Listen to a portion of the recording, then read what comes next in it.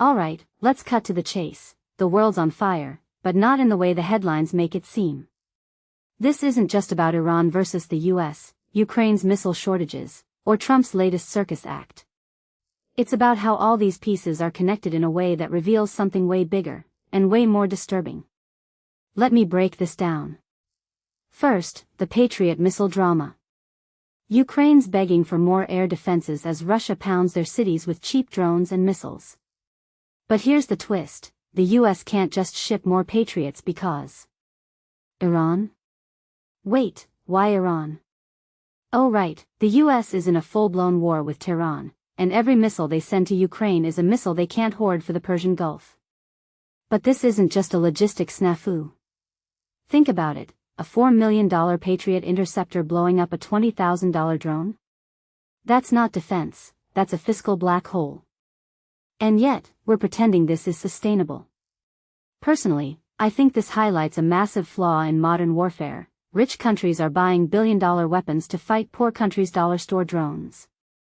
Who's actually winning here? Now, let's talk about the Strait of Hormuz.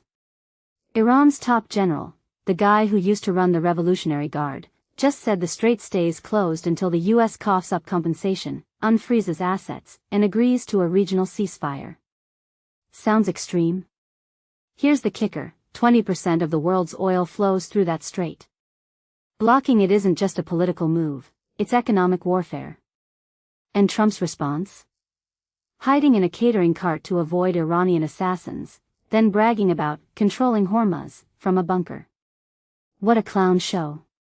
But beneath the absurdity, there's a pattern. US credibility is crumbling. Allies are hoarding missiles, Ukraine's getting the short end of the stick, and Iran's playing chess while Trump's stuck in checkers. Oh, and did I mention the cyber attacks? Iranian hackers allegedly hitting US water systems? That's not just a hack of the week story. This is a new front in warfare, invisible, relentless, and targeting the infrastructure we literally can't live without. Imagine a city's water supply going dark during a war. Not explosive, not flashy, but catastrophic. Yet, the US is scrambling to defend this with volunteer hackers and nonprofits? That's the plot of a dystopian thriller, not a superpower's defense strategy. What this reveals is terrifying. Even advanced nations are one bad code snippet away from medieval-level chaos. And let's zoom out. Pakistan's suddenly the peace broker? Trump's decoy Air Force One stunt? The gold market flipping from safe haven to speculative mess? All these threads point to one truth. The old global order is dead. The US can't project power without breaking its own supply chains. Iran's leveraging asymmetric tactics to punch way above its weight. Ukraine's the collateral damage in a proxy war that's no longer proxy. And everywhere you look, there's a gap between what leaders claim they control and the chaotic reality on the ground.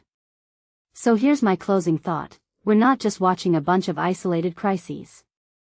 We're witnessing the birth pangs of a new world, where wars are fought with missiles, memes, and malware, where alliances are transactional, and where the line between victory and bankruptcy blurs. The question isn't, who wins Iran-US tensions? It's, what does victory even look like in this broken system? Let me know your take, because I'm not sure anyone's asking the right questions right now.